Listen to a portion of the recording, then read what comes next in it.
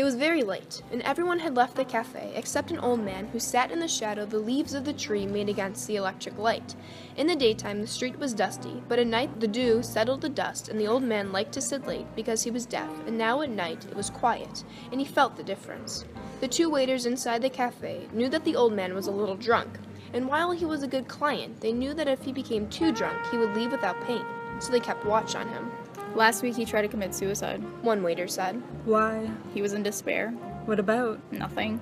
How do you know it was nothing? He has plenty of money. They sat together at a table that was close against the wall near the door of the cafe and looked at the terrace where the tables were all empty except where the old man sat in the shadow of the leaves of the tree that moved slightly in the wind. A girl and a soldier went by in the street. The streetlight shone on the brass number on his collar.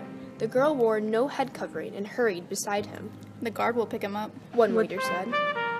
What does it matter if he gets what he's after?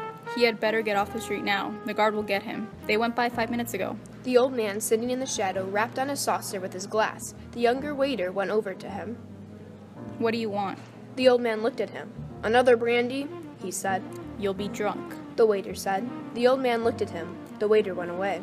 He'll stay all night. He said to his colleague. I'm sleepy now. I never get into bed before 3 o'clock. He should have killed himself last week. The waiter took the brandy bottle and another saucer from the counter inside the cafe and marched out to the old man's table. He put down the saucer and poured the glass full of brandy. You should have killed yourself last week, he said to the deaf man. The old man motioned with his fingers. A little more, he said. The waiter poured on into the glass so that the brandy slopped over and ran down the stem into the top saucer of the pile. Thank you, the old man said. The waiter took the bottle back inside the cafe. He sat down at the table with his colleague again. He's drunk now, he said. He's drunk every night. What did he want to kill himself for? How should I know? How did he do it? He hung himself with a rope. Who cut him down? His niece. Why did they do it? Fear for his soul? How much money has he got? He's got plenty. He must be 80 years old. Anyway, I should say he was 80. I wish he would go home. I never get to bed before 3 o'clock. What kind of hour is that to go to bed? He stays up because he likes it. He's lonely. I'm not lonely. I have a wife waiting in bed for me. He had a wife once too. A wife would be no good to him now. You can't tell. He might be better with a wife.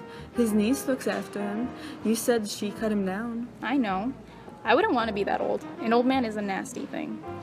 Not always. This old man is clean. He drinks without spilling. Even now, drunk. Look at him. I don't want to look at him. I wish he would go home. He has no regard for those who must work. The old man looked from his glass across the square, then over at the waiters. Another brandy? He said, pointing to his glass. The waiter, who was in a hurry, came over. Finished, he said, speaking with that omission of syntax stupid people employ when talking to drunken people or foreigners. No more tonight. Close now.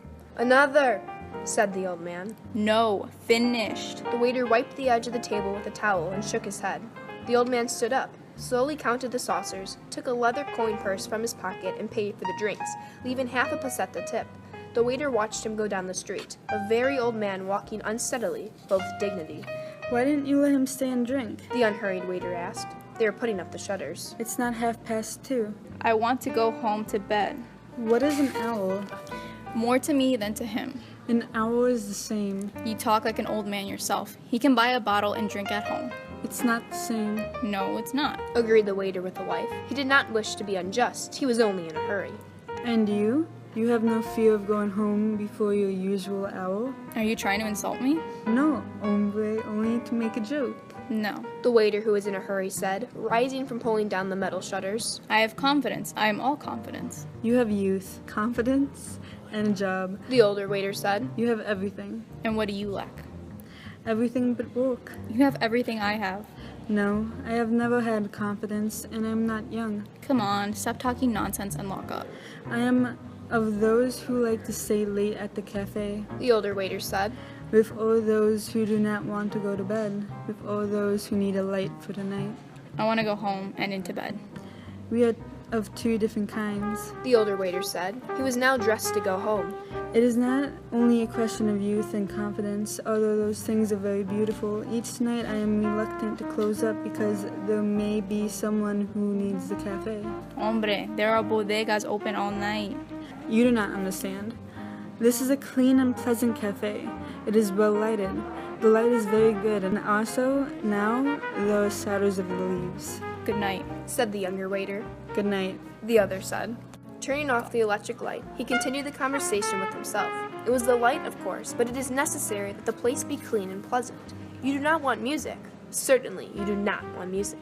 Nor can you stand before a bar with dignity, although that is all that is provided for these hours. What did he fear? It was not a fear or dread. It was a nothing that he knew too well. It was all a nothing, and a man who was a nothing too. It was only that, and light was all it needed, and a certain cleanness and order. Some lived in it, and never felt it, but he knew it all was nada y pues, nada y nada y pues nada. Our nada, who art in nada, nada be thy name. Thy kingdom nada, thy will be nada, and nada as it is in nada. Give us this nada, our daily nada, and nada us our nada, as we nada our nadas, and nada us not into nada, but deliver us from nada, pues nada. Hail nothing, full of nothing, nothing is with thee. He smiled, and stood before a bar with a shining steam pressure coffee machine.